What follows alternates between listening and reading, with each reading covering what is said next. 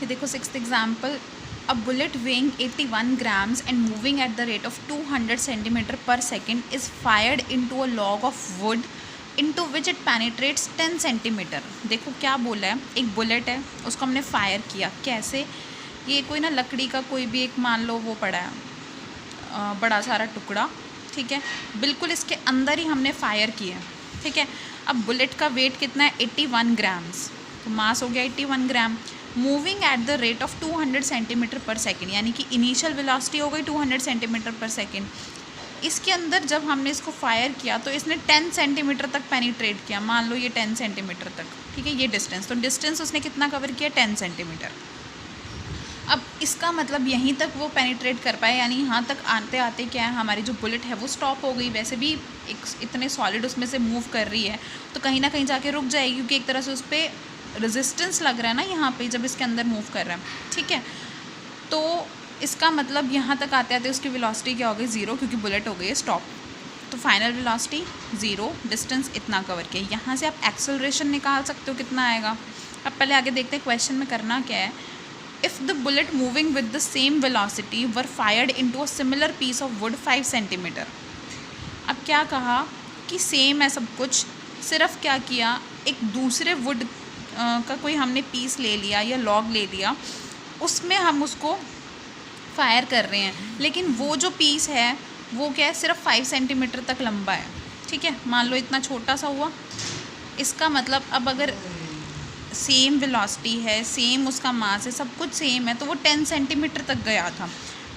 अब ये तो सिर्फ 5 सेंटीमीटर का, यानी कि इसके बाद इससे बाहर आके भी वो मूव करेगा। तो बताना है कि with what velocity would it emerge, यानी कि उस टाइम पे उसकी वेलोसिटी क्या होगी जब वो यहाँ इस लकड़ी के टुकड़े से बाहर निकलेगा, वो बताना है हमें, ठीक है। Also find the force of resistance supposing it to be uniform. अब फोर्स ऑफ रेजिस्टेंस का मतलब कि जो यहाँ पे फोर्स लग रहा था उस बुलेट को स्टॉप करने के लिए, वो फोर्स कितना होगा ये पूछा है। फोर्स निकालना आसान है, क्योंकि अगर आप एक बार एक्सेलरेशन फाइंड कर लोगे तो आपके पास मास भी है, एक्सेलरेशन भी होगा, तो आप फोर्स इजीली फाइंड कर सकते हो, ठीक है। तो देखो इक्वेशंस ऑफ मोशन सबको याद होंगी, 3 होती है, v equals to u plus a t, s equals to u t plus half a t square and v square minus u square equals to 2as, ठीक है। अब आपके पास क्या कुछ है, u है, v है, s है, तो आप यहाँ से एक्सेलरेशन निकाल सकते हो, निकल गया। नेगेटिव आने का मतलब क्या है, रिटार्डेशन है, क्योंकि वैसे भी देखो फाइनल वेलोसिटी 0, बॉडी क्या जो हमारा बुलेट थी वो क्या कर रही थी, धीरे धीरे रेस्ट पे आ रही थी ना, तो रिटार्डेशन हुआ है। मैग्नीट्यूड कितना है 2000 centimetre per second square. Retarding force निकालना था, वो मास इंटू एक्सेलरेशन करके निकल जाएगा। अब देखो सेंटीमीटर पर सेकेंड स्क्वायर, यानी CGS सिस्टम की बात हो रही है, और मास भी हमारा ग्राम में है, तो हमारा फोर्स जो होगा वो डाइन्स में आएगा। आप ऐसे चेंज करना चाहो तो कर सकते हो, अदरवाइज़ इतना भी छोड़ सकते हो, ठीक है।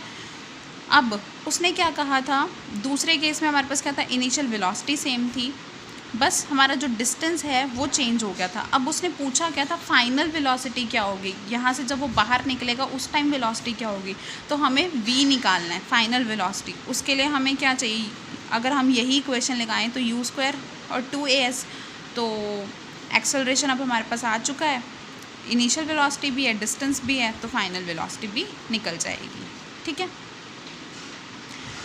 नेक्स्ट एग्जाम्पल देखो, a train whose mass is 20 tons moves at the rate of 60 miles per hour, 60 miles per hour. After steam is shut off it is brought to rest by brakes in 500 yards. Initial velocity ये है, final velocity 0 क्योंकि rest में ले आए हैं, और distance कितना cover किया 500 yards. Find the retarding force assuming it to be uniform. यहाँ ये मास दिया हुआ था। अब देखो क्वेश्चन तो सिंपल है, सिर्फ क्या है यूनिट्स का प्रॉब्लम होगा ना, तो मैं आपको यार्ड्स और फिट में फुट पाउंड और सेकंड वाला जो FPS सिस्टम होता है ना, हम उसमें चेंज कर लेते हैं चीज़ों को। तो 1 माइल होता है 5280 फुट के इक्वल, और यार्ड्स और इसमें रिलेशन निकालें तो 1 यार्ड इक्वल्स टू 3 फीट। तो डिस्टेंस हमारा हो जाएगा कितना 1500 फीट, यानी S आ गया हमारा 1500 फीट। और अगर मैं इसको चेंज करना चाहूँ तो क्या कर सकती हूँ, देखो माइल्स पर आ रहा है ना, 60 माइल्स पर आवर। माइल्स को अगर मैं फुट में चेंज करूँ तो क्या होगा, 5280 से मल्टीप्लाई कर देंगे, पर आवर था। अब सेकंड्स में चेंज करने के लिए क्या करेंगे, 3600 से डिवाइड करेंगे। या फिर अगर सीधा सीधा याद रखना है कि माइल्स पर आवर को फीट पर सेकंड में चेंज करने के लिए 22/15 से मल्टीप्लाई करते हैं, तो आप वो भी कर सकते हो। अदरवाइज़ इसको सॉल्व करके भी वही आएगा। तो ये आपकी इनिशियल वेलोसिटी हो गई, आपके पास डिस्टेंस है, फाइनल वेलोसिटी कितनी है, 0। तो पहली बात रिटार्डिंग फोर्स फाइंड करना है, तो एक्सेलरेशन फाइंड करना पड़ेगा ना। तो एस आ जाएगा, एफ आ जाएगा। अब आपके पास माइनस आने का मतलब ये है ना कि वो रिटार्डेशन है। मास कितना है आपके पास, 20 टन्स। उसको क्या किया इसने ना, पाउंड्स में चेंज कर लिया, ठीक है। 20 टन्स को पाउंड्स में चेंज किया है, तो 2240। पाउंड्स में ही क्यों किया, क्योंकि FPS सिस्टम में चेंज किया कर रहे हैं ना हम सब कुछ। तो रिटार्डिंग फोर्स कैसे निकालेंगे, मास इंटू एक्सेलरेशन, या कहेंगे कि रिटार्डेशन। तो मास इंटू एक्सेलरेशन, ठीक है। और ये पाउंडल्स में आएगा। अब चाहो तो इसको पाउंड वेट में चेंज करना चाहो तो कर सकते हो, अदरवाइज़ इतना भी छोड़ सकते हो, पाउंडल में भी निकाल के आंसर आपका सही होगा।